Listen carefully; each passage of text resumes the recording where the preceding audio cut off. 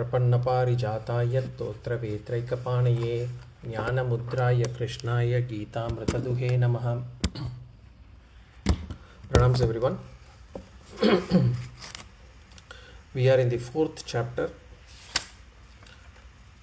Sloka number. We have finished Sloka number 31. So we'll go to Sloka number 32.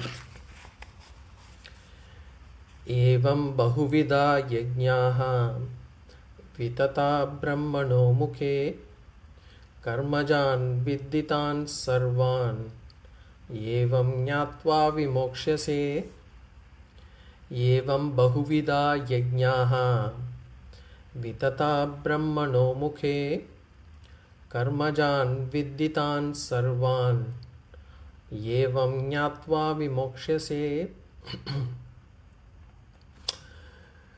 So far from Sloka number 25 until Sloka number 31, Bhagavān had listed 12 sadhanas. Those sadhanas were given as yajñas. The 12 sadhanas were given. These 12 sadhanas are, the first one was Daiva Yajña, the second one was Ātma-jñāna or Brahma-jñāna yajña, then Damaha, the third sadhana was Damaha, the fourth sadhana was Vishaya Grahana Yajñaḥ, then the fifth one was the Shamaha, basically the Mano Nigraha Yajñaḥ, and then in Sloka number 28, Bhagavān gave Dana Yajña as Dravya Yajña or Dana Yajña, then he gave Tapo Yajña, then he gave Yoga Yajña, and then Swadhyaya Yajña. That was in 28. Then in 29, Bhagavān gave Pranayama Yajña as in that sloka. And then finally in Sloka 30,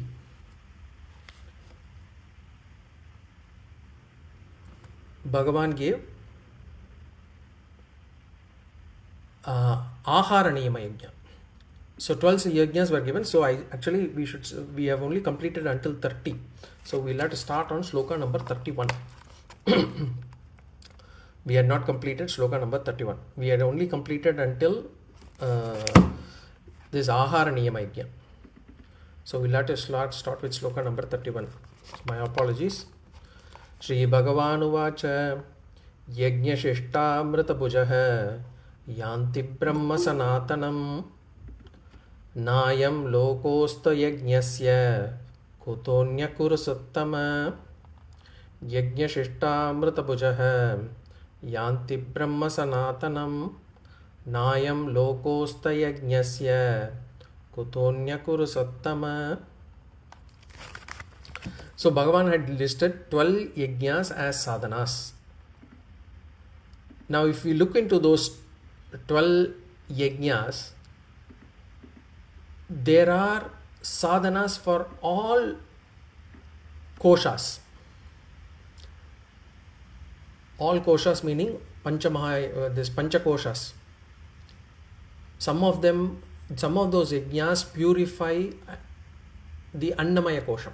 Remember, all these sadhanas except for Brahma-jñāna yajña is all for mental purity. We know that all these can be classified as one set of yajñas. We had already seen the sadhanas can be classified into two buckets. One bucket is one that is needed for mental purity, and the other sadhana that is needed for jnana or moksha. And how does it purify us? If you look at some sadhanas, they can purify the Annamaya kośam. Annamaya kośam is, suppose we say, for example, the Āhāra-Niyama yajña. They purify the Annamaya kośam. Then if you look at pranayama as a sadhana, that purifies our pranamaya kośam. Then if you take sadhanas that were discussed like dhanam, dravya yajñaḥ, they purify our mind so that manomaya kosha gets purified. Then if you look at svadhyaya yajña, where we will have to study and memorize, those actually purify the vijñānamaya kosha. Then finally, of course, the Brahma-jñāna yajña will purify the ānandamaya kosha. So all these 12 sadhanas are meant for purification. The chitta shuddhi, the 11 sadhanas purify the mind predominantly, the mind and the body. And the impurity in the Ānandamaya kosha is the ignorance that we carry. That ignorance is purified only by the Brahma-jñāna yajña. So every kosha is purified through these sadhanas. And therefore, Bhagavān in Sloka number 30 says, yajña-śiṣṭam kalmashaha. Yajña-śiṣṭam kalmashaha. Yajña-śiṣṭam kalmashaha means what? It purifies all sins. This yajñas purify the body.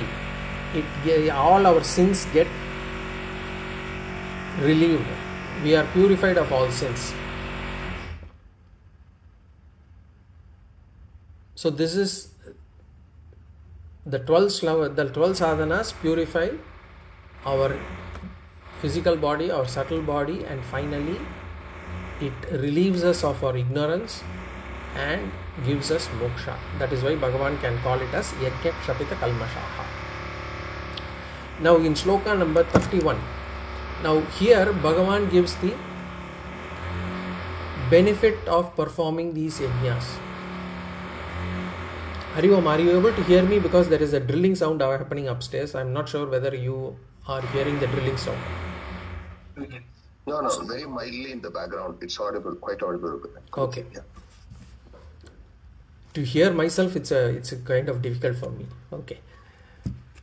So this in this shloka, Bhagavān gives the benefit of performing these yajñas and the consequences of not performing these yajñas. So both are given. So yajña-anushtana, ana-anushtana phalam, both are given. Now if you go to the first line, yajña-śiṣṭam amṛta bhujah, yajña-śiṣṭam amṛta bhujah. Yajña means this 12 sadhanas that are given so far, the 12 sadhanas that were given so far. Śiṣṭa means leftovers. Leftovers from the yajña, remnants from the yajña. Now this yajña-śiṣṭam, Bhagavān calls them as the remnants of the yajña. Bhagavān calls that as amṛta, amṛitam. Yajña-śiṣṭam amṛta bhujah. He calls that as amṛitam. Amṛitam means nectar. Bhujah means one who experiences it, one who partakes it. So yajña-śiṣṭam, what is the remnant of an yajña? For example, if we do annadanam, then the remaining annam that is there after we do the danam is called as yajña-śiṣṭam. The remaining food that is available after giving away the food for charity. Similarly, if we take any other thing, if we offer something to Bhagavān and give them as charity, whatever remains after that is called as yajña-śiṣṭam. Now, other than dhanam, Bhagavān had given other sadhanas too here. Like for example, pranayama yajña. Now, pranayama yajña, what is the remaining, what can we call it as remaining after what we have done as yajña? Here, what we have to consider is the time that is remaining after we perform this yajña. That is called as yajña-śiṣṭam here. So, yajña-śiṣṭam is whatever we donate or whatever we give, whatever is left over after that. So, yajña-śiṣṭam could mean either time or food or whatever things, whatever is remaining after performing that sadhana. Bhagavān calls it as amṛitam. So, and therefore, the people who perform these sadhanas, yajna anushtanis, Bhagavan says, this is amṛitam, and one who partakes them are yajna sadhanas or yajna anushtanis. Now, what does Bhagavan want to convey here is, Bhagavan wants to convey that one should not eat without performing yajna. One should not lead a life without performing these yajnas. So that is why Bhagavan says, yajña-śiṣṭam amṛitam bhujaha. Now why amṛitam? Why does Bhagavan call the remnants as amṛitam? Because these yajnas, these sadhanas will take a person to amṛitam. What is amṛitam? Amṛitam is nectar. What is the nectar? Where does it take to? Bhagavan says, yānti Brahma sanātanam. Yānti means go. They go where? Sanātanam. Eternal. Yānti Brahma sanātanam. They attain the eternal Brahman. In other words, they attain moksha. They attain Paramapurushartha. So, who attains this? One who performs these sadhanas. Now, how does he attain this Brahman? We will see that later. It is not just one sadhana you do and then immediately you get it. There is a step-by-step process. But the final result of these sadhanas is moksha. These sadhanas will ultimately lead a yajna-anushtani to moksha. Remember, the final sadhana must be Atma-jñāna sadhana, Brahma-jñāna sadhana. Until that, all other sadhanas help the person in qualifying to receive that jnana.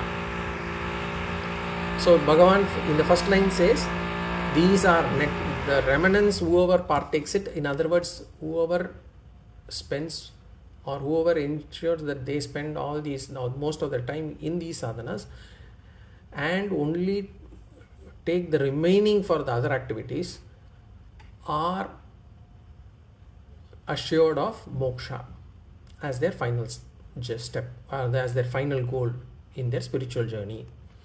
Now what happens to the people who do not do that? Bhagavan says in the second line, Nayam lokosta yajñasya.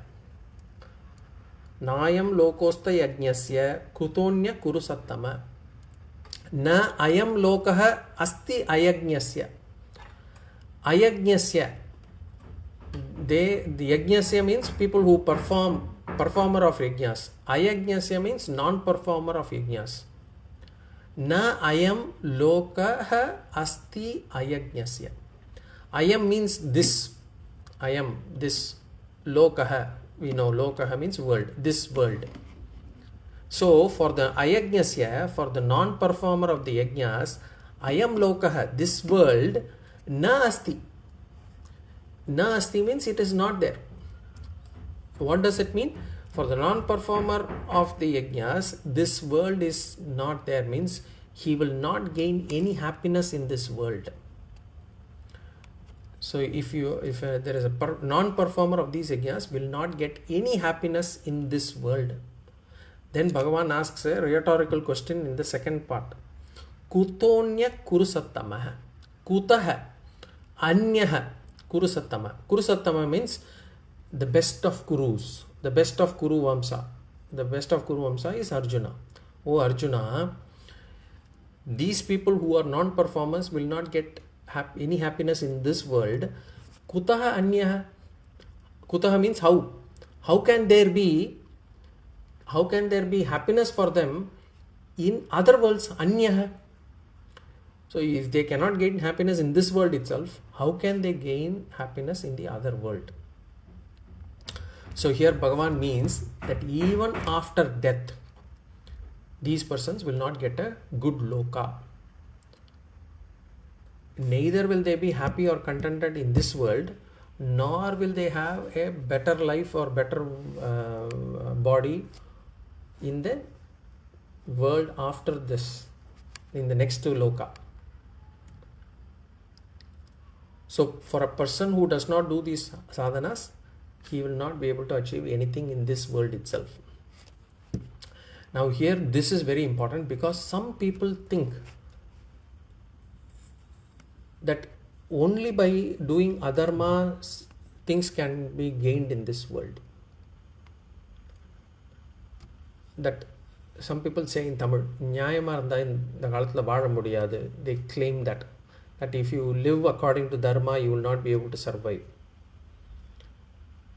What Bhagavān has done is, he has hidden this knowledge that a person gains happiness only as a result of performing dharma. Only by performing dharma a person can have happiness. And a person will definitely have unhappiness, sorrow, as a result of performing adharma. But what we typically take is, typically and wrongly take that happiness is proportional to the things or wealth that a person has accumulated. Oh, he's wealthy, then he should be happy. Oh, he's rich, no, he's got a car, he's got a big house, then he should be happy. Now, Shastra's secret is that we get happiness only as much as punya that we have. Punya is proportional to happiness, not wealth. So a person may have accumulated possessions, that too through some punya only. There is some punya needed there. So some punya might be needed for accumulating wealth. But if there is papa with it, that person would be suffering mentally even with all the possessions. So just by looking at that person being having a lot of possessions, house, wealth, car, servants and all those things, we cannot assume that person will be happy. Others may be surprised also. The people outside might think he should be happy, he must be happy, because how can he suffer with so much of abundance? But it's like this. I mean, the person may be extremely rich, he can order 5-star food every day, but internally if he is suffering from, say for example, ulcer or whatever, even with everything he will not be able to enjoy that food. Or he might have wealth, but you have sleepless nights as to who might actually take away the wealth, or the family problems. So wealth is not proportional to happiness. Punya is proportional to happiness. And one who performs these sadhanas are the ones who will gain punya. The one who does not perform these sadhanas, who do not perform these sadhanas, they will not get punya. And therefore the non-performers of these yajñas will neither get happiness in this world, nor will they have happiness in the next world. Whereas the persons who perform these sadhanas, they will collect punya and they will get happiness in this loka and the other lokas also. So dharma alone will give you happiness. Anybody who follows adharma will suffer. This is Shastra's sukshma jnana, which it is not evident for people. So this is the purport of this sloka, or the essence of this sloka. The essence of this sloka is, those who partake the yajña prasada, they will go to the eternal Brahman or will attain moksha. And for those who are non-performers of these yajñas, they will not get happiness in this world. What to say of happiness in the next world, in the other worlds. That is the essence of this sloka. Now we'll go to sloka number 32. Evam bahuvida yajñaḥ vitata brahmano mukhe karmajan vidditan sarvan evam jnātvā vimokṣyase. Evam bahuvida yajñaḥ vitata brahmano mukhe karmajan vidditan sarvan evam jnātvā vimokṣyase. So here two topics are discussed. In the first line there is one topic, the second line there is another topic. Now in the first line, Bhagavān says that all these yajñas that he had listed here, those 12 sadhanas, they are Veda Moolam. As in, these yajñas are from the Vedas. Bhagavān is saying, I am not giving these sadhanas out of my imagination. They are as per Vedas. That is what is said in the first line. What is said in the second line, we'll come to it later. Now, we'll see the first line first. Remember Bhagavān what he said? For those who perform these sadhanas, they will get happiness in this loka as well as happiness in the other lokas. For those who do not perform these sadhanas, they will neither get happiness in this loka nor will they get happiness in other lokas. In other words, what Bhagavān meant is, for a performer of these yajñas, they will get the adrishta palam of punyam. And for a performer or a non-performer of these yajñas, they will not get the adrishta palam of punyam. Now the question is, who has the authority to say which actions will give us punyam, which actions give us papam? Which book has the authority? The only thing that has got the authority in this case is for us is the Vedas. Only the Vedas have the authority to say which actions will give us punyam, which actions will give us papam. So Bhagavān says even he does not have the authority. It's the Vedas which have the authority, so to speak. So Bhagavān says, I am not saying that you will get, I am not the one who is deciding that you will not get happiness. The Vedas have said so. So Bhagavān says here, if you live life according to dharma, you will get punya. And whatever sadhanas I have listed here, Bhagavān says the pramana is Vedas. And that is what he is conveying in the first line. Evam bahuvida yajñaḥ vitata brahmano mukhe. Evam means in this manner. In this manner, bahuvida yajñaḥ. Yajñaḥ means yajñas. Bahuvida means many types of yajñas. In this manner, many types of yajñas or many types of sadhanas. So remember, Bhagavān has listed only 12 sadhanas here. There are multiple sadhanas, multiple yajñas. He had given only a sample here. So Bhagavān says many types of sadhanas. Vitata. Vitata means they are vistiranaha. Vitataha means vistiranaha. They are elaborated. So in this manner, many types of yajñas are elaborated where? Mukhe brahmanaha. Mukhe means pages. In the pages of what? Brahmanaha. Brahmanaha means Vedas. See, Brahmanaha can have multiple meaning based on the context. One is Brahmanan, is called as Brahmana. Varna is called as Brahman sometimes. The Brahman itself is called as Brahman. Then Brahmanaha here means Vedas. So multiple sadhanas are listed and spread all over the Vedas. That's what Bhagavān is saying in the first line. So Bhagavān says this is not an exhaustive list. What I have given is not an exhaustive list. We have hundreds of yajñas in the Vedas. And Bhagavān is only borrowing some of these yajñas from the Vedas. That's why Bhagavad Gita itself, what Bhagavān has given as Upadesa to Arjuna, itself is not an original work, we say. Because Sarvopanishado Gavo Dogda Gopala Nandanaha. It is the essence of Upanishads which are in Bhagavad Gita. It is also the Moolam is only from Vedas, Upanishads. In fact, for these sadhanas here, these 12 sadhanas, the acharyas who write the commentary, they have in their bhashyam, they have actually gone through the Vedas and say which yajña is borrowed from which part of the Vedas. So they have given reference for all these 12 yajñas.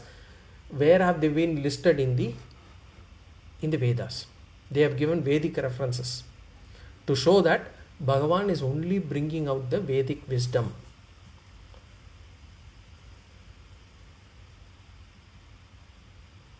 That's why if you look at it in the introduction of this chapter itself, in the 4th Sloka, Bhagavan says, Katam etad vijaniya tvam adau proktavan iti.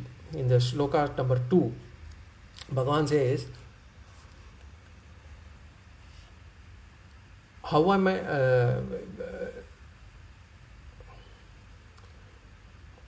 When Arjuna asks, how do you know, how am I to understand that you have taught this in the beginning of the creation? Bhagavan says, I had started given this long back, this secret to no, in the Katham, sorry, before, when Arjuna asked this question, before that Bhagavan said, all these Vedic wisdom had been given by him to Vivaswan, and from Vivaswan it had been come to Manu. But Bhagavan said, over a period of time, in sakale neha mahata yogo nashtah parantapa, over a period of time, due to the long passage of time, this yoga is lost. So so many yajñas are there. I have given only 12 because there are so many things that I have lost in between. Vedic wisdom has been lost, and Bhagavan says, I am not introducing any new system here. I am actually reviving the Vedic tradition only here. So Bhagavan says in this sloka, I am, in this manner, many types of yajñas are elaborated in the Vedas, in the pages of Vedas. Evam bahuvida yajñaḥ vitata brahmano mukhe. That is the first line. Now, as I said, second line, Bhagavan gives another topic. Now here, Bhagavan brings out, if we remember, the title of this chapter is, or the title of this particular chapter, 4th chapter is Jnana Karma Sannyasa title. And if you remember, what was the main understanding that we have to get for Jnana Karma Sannyasa? The sloka number 18. Seeing action in inaction, seeing and inaction in action. So we have to remember that. So Bhagavan brings that topic here and links it up here. So here, what does Bhagavan say here is, all these yajñas are not performed by Atma. All these yajñas, all these actions are performed by the body and the mind. He wants to again bring back that topic with these yajñas. He wants to connect these yajñas with that topic. And what is Atma? Atma is the real I.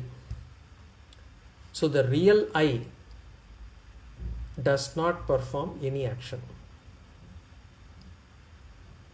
The body and the mind, which is actually not me, it is not even part of me. It is not that the body is one part of me and the Atma is another part of me. Body is independent of I. The mind is independent of the I. That is the one which performs all the actions. So Bhagavan in the second line brings back these concepts, saying all these actions listed are performed by Anatma.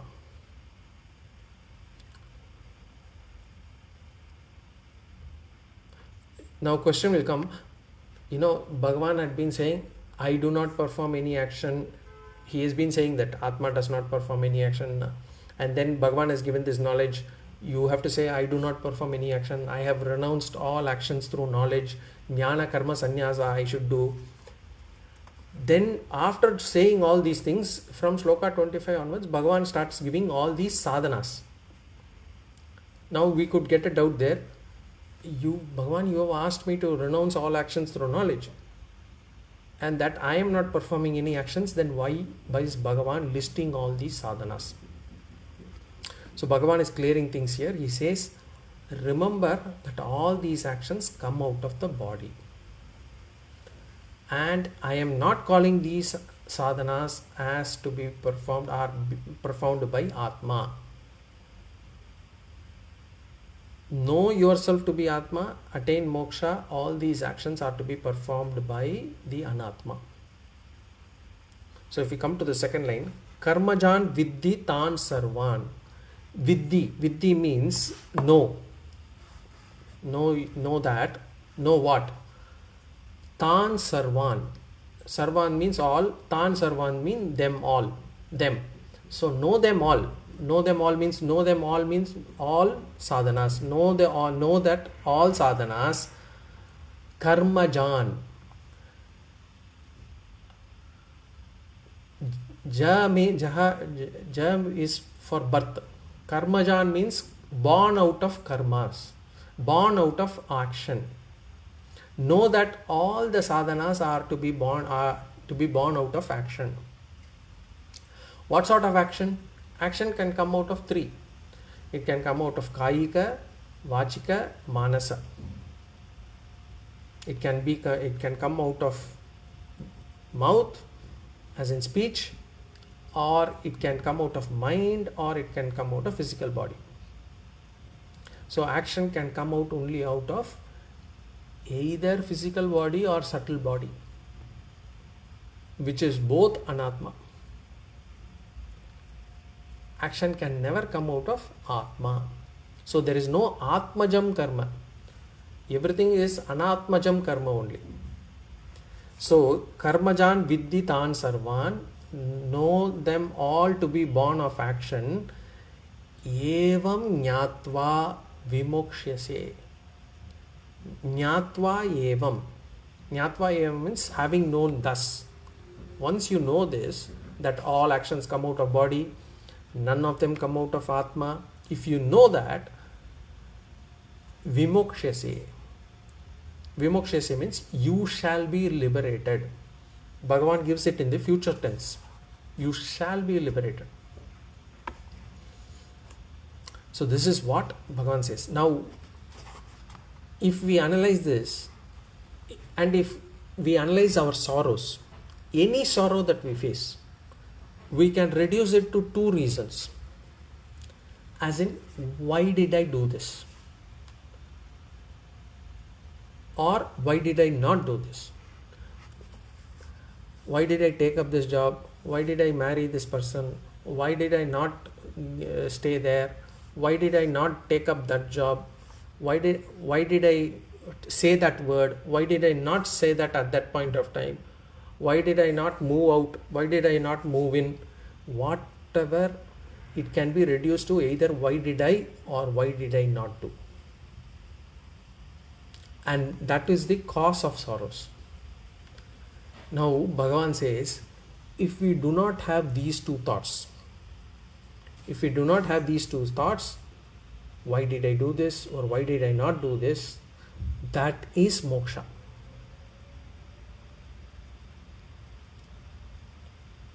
Moksha is a state of not having this sorrowful thought of why did I do this or why did I not do this. Atma should not have this sorrow because Atma is not capable of doing any action. And therefore, when we identify ourselves with the Atma, there is no question of why did I do this or why did I not do this. If we understand that, we get moksha. Evam jnatva vimokshase. So, Bhagavan here in the second line recalls Jnana Karma Sannyasa Yoga when he says, Karmajan Vidditan Sarvan Evam Jnatva Vimokshase. Now, this is the usual interpretation. The second line can also be interpreted differently, slightly differently. When Bhagavan says, know them all to be born of action. Evam Jnatva Vimokshase. Knowing thus, you will get liberated. So, another way of understanding is, okay, know them all to be born of action. Okay, I know that they are all born of action. which means, okay, I will ask my anatma, the body, to do all these actions. So I will perform all these sadhanas, and by performing all these sadhanas, evam jnatva vimokshasye, I will get moksha. How? By performing these actions, I will get purified, and I will be qualified for jnana. Then one of the sadhanas is Brahma-jñāna yajña, and that I do, and thereby I get moksha. Evam jnatva vimokshasye. This is another way to interpret this. But the correct interpretation, or the original interpretation, is basically understand that all these are born out of anatma, all these actions, and I, the atma, should not have this feeling, why did I do this, why did I not do this? By not having these thoughts, I will be in a state of moksha. Okay. Now we'll go to 33rd sloka.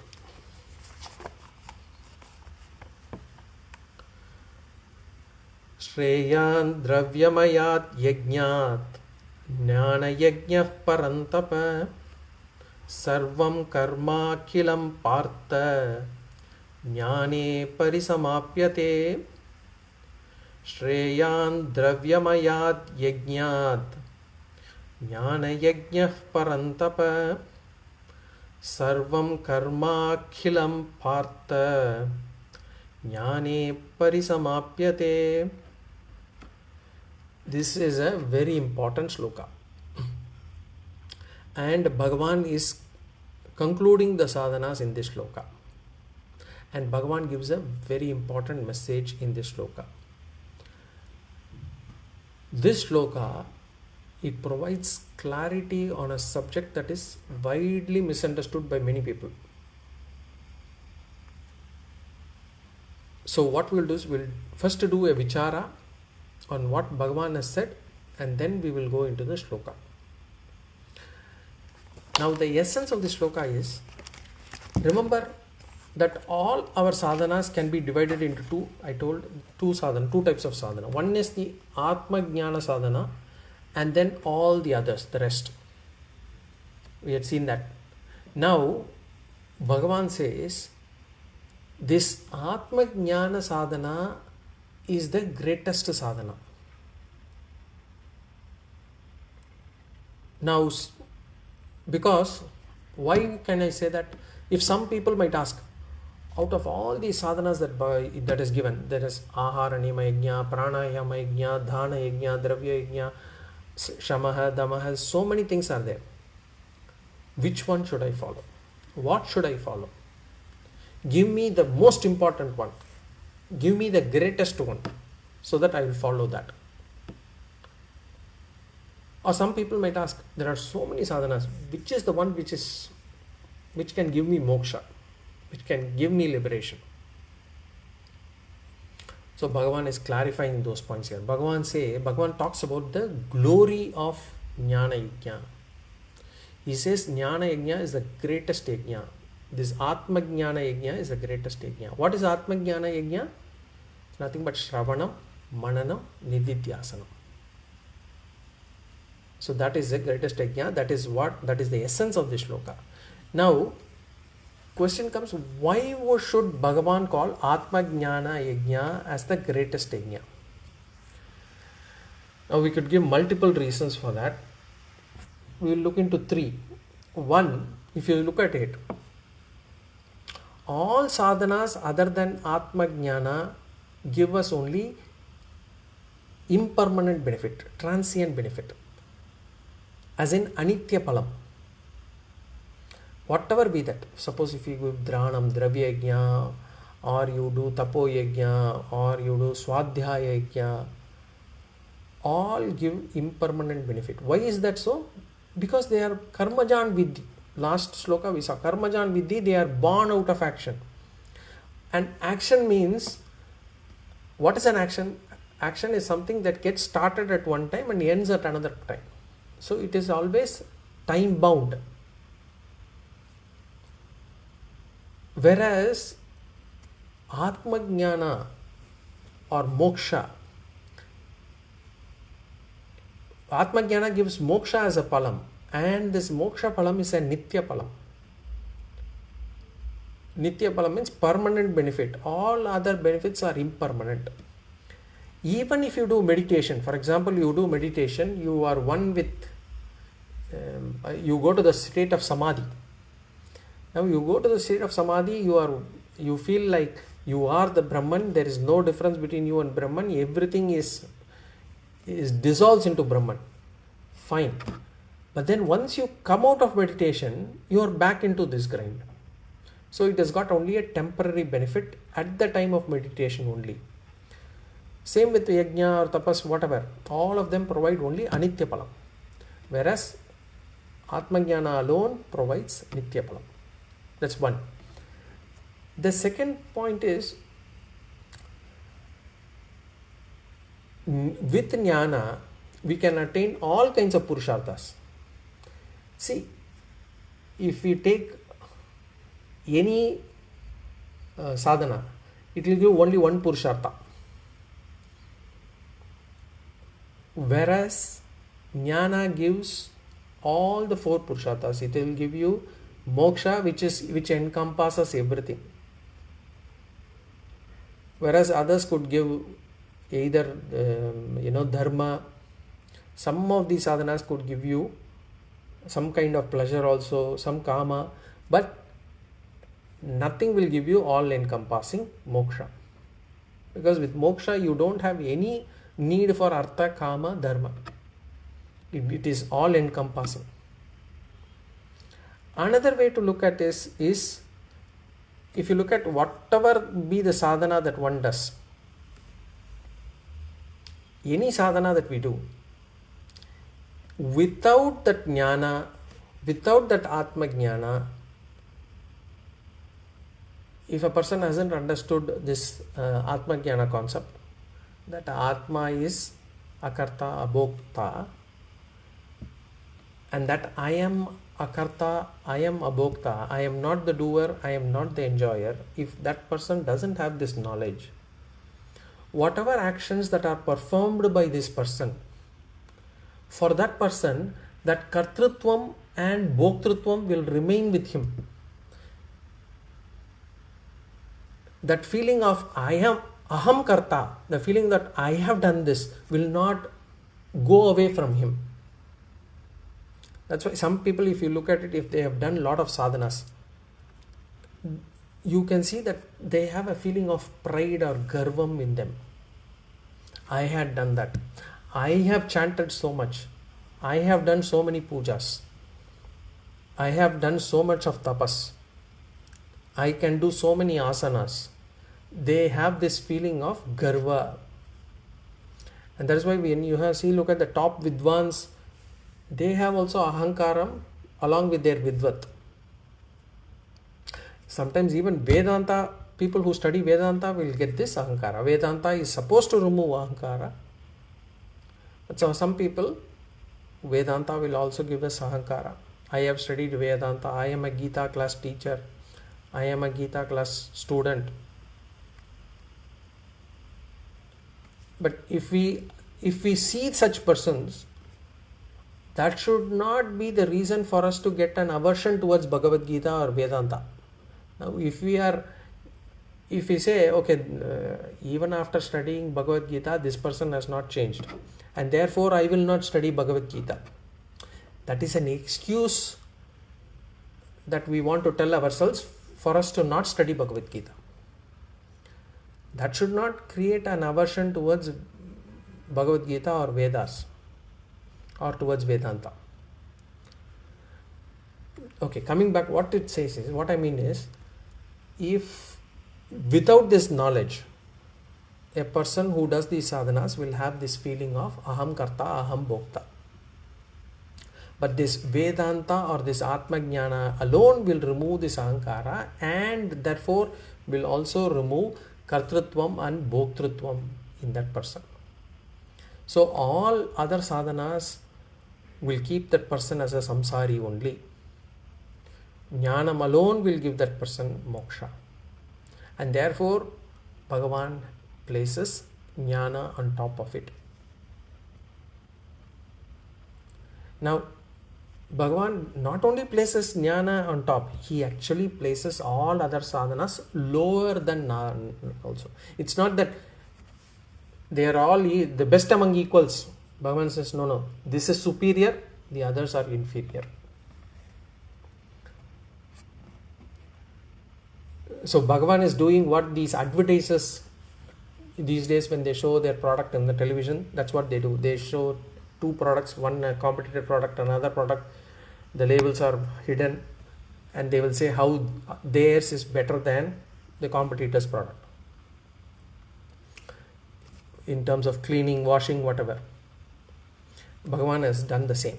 He says all these sadhanas are inferior to Atma-jñāna sadhana. Now, why does Bhagavān do that?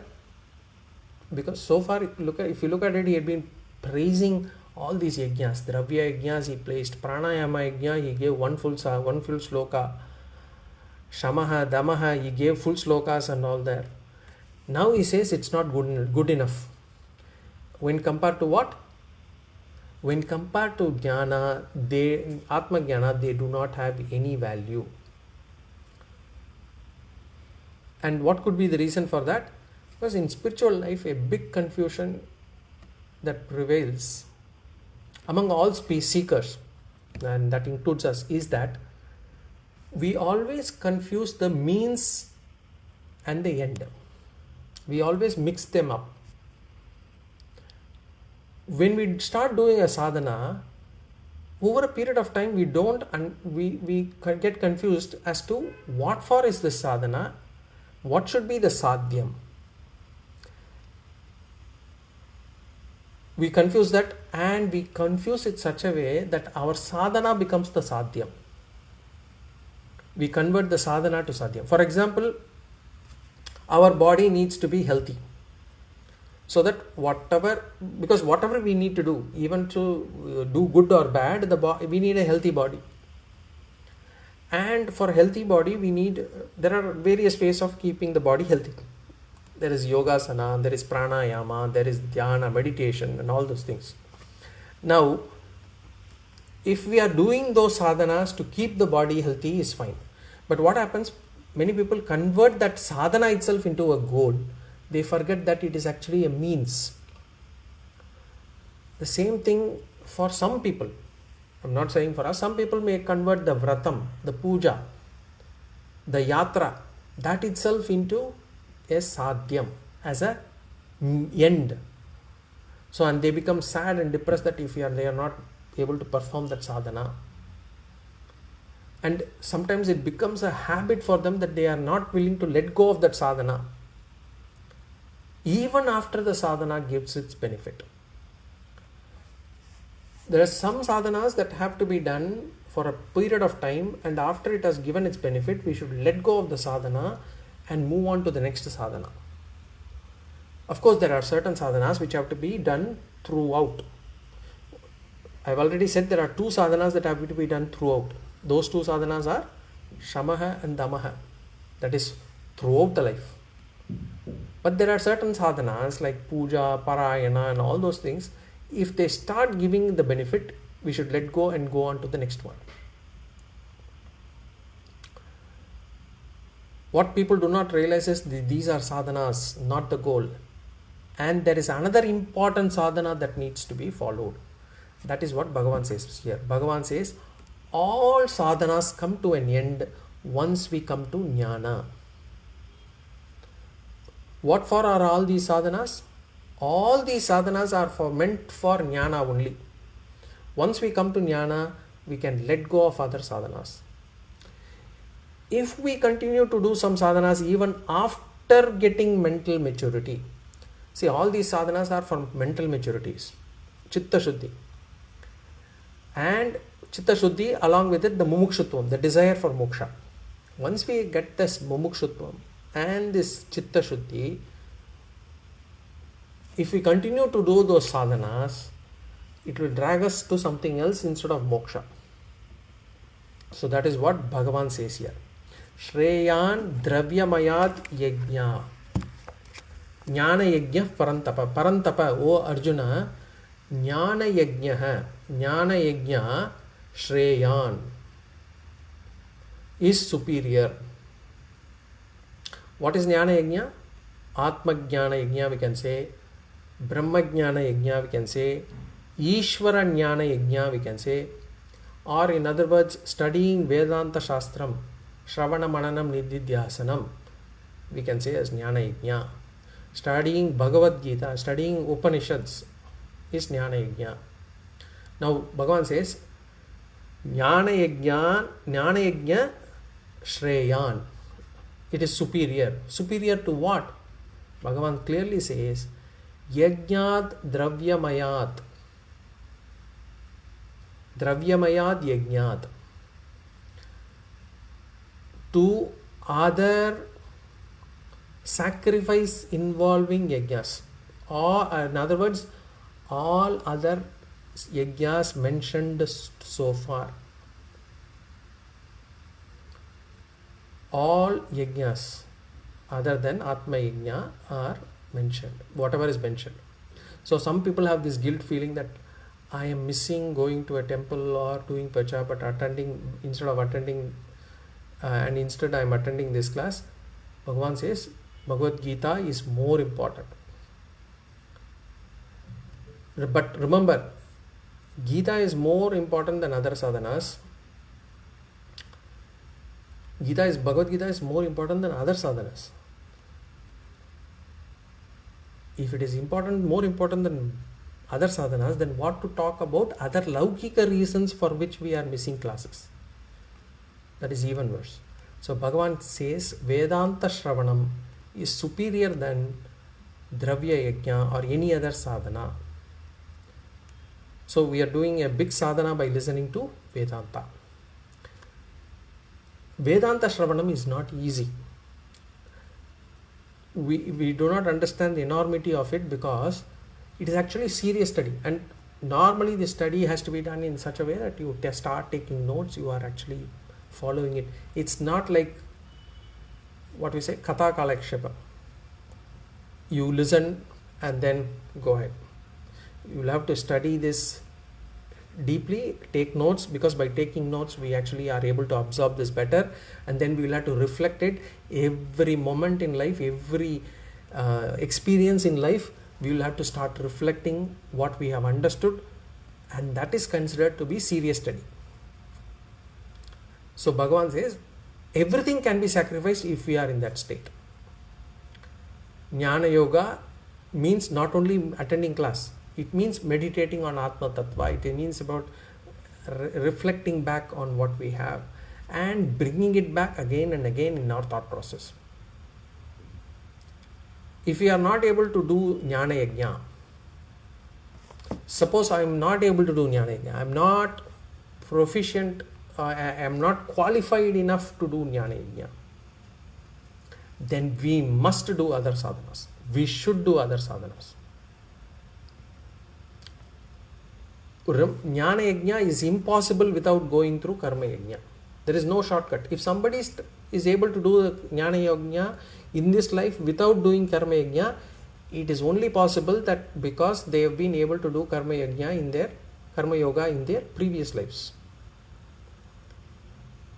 But if we are not interested in Jnanam,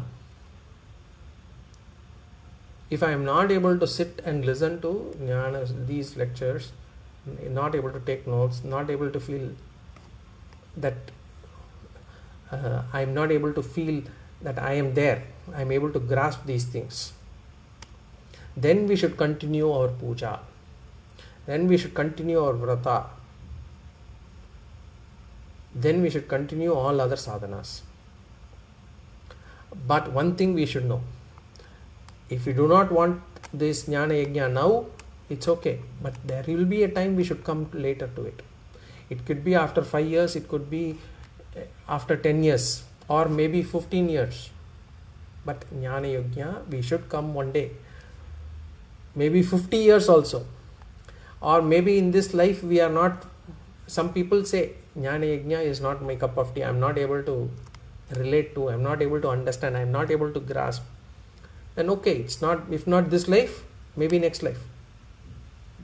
If not next life, maybe some life afterwards. But everybody will have to come to Jnana-yajña at one point of time.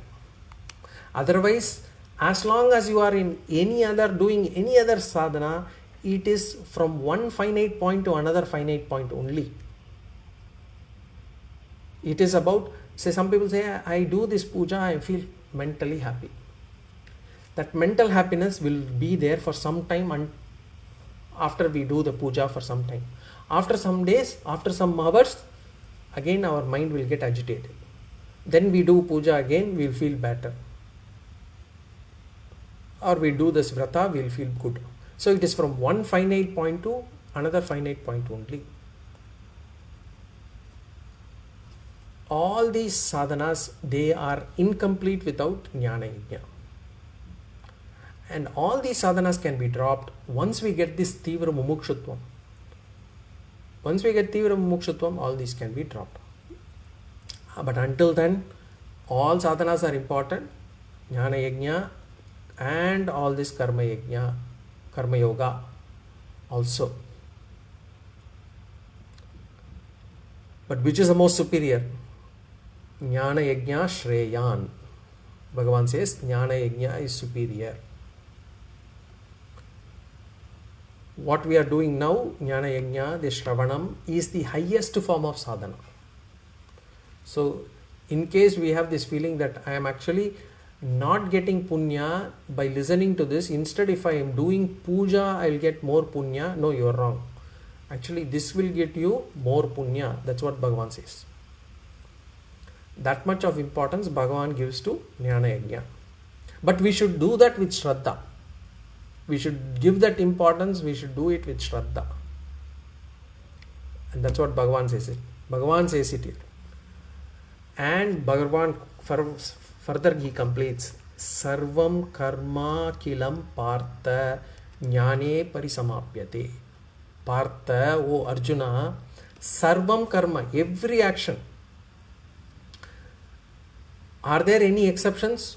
No, none. Bhagavan says, Akhilam, in all its entirety, without exception, all actions, parisamapyate, they culminate where? Jnane, in knowledge. Sarvam, Akhilam karma parisamapyate jnane. Once we attain jnana, all actions will leave us. We need not let go of actions. It will go automatically. It will leave us. So, sarvam karma akilam parisamapyate jnane. Now, this has got two meanings, this sentence. One is, all actions in its entirety come to a stop. These two meanings, we will take it up in the next class. Because with lack of time, we'll take it up in the next class. Om Purnamada Purnamidam Purnat Purnamudachyate Purnasya Purnamadaya Purnameva Vashishyate. Om Shanti Shanti Shanti. Harihi Om Shri Gurubhyo Namaha. Harihi Om.